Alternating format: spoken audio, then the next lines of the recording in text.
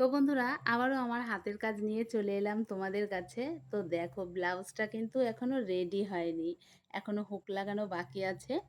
তো কাস্টমার একটু পরেই নিতে আসবে। তো ভাবলাম আগে ভিডিওটা করে রাখি। তো তোমরাই দেখে জানিও কেমন হয়েছে।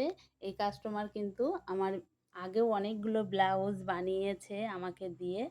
তো এই দেখো এইখানে হচ্ছে দিয়ে দিয়েছি পাইপিং, গলাতেও পাইপিং দিয়ে দিয়েছি। আর কালারটা না ভীষণই সুন্দর, এখনো আয়রন করা হয়নি, হুক লাগানো হয়নি। তোমাদেরকে বললাম এই দেখো গ্লাস হাতা, আয়রন করলে এই ভাঁজ টাজগুলো তো সব ঠিক হয়ে যাবে। তো তোমরা দেখে জানাও ব্লাউজটা তোমাদের কেমন লাগছে।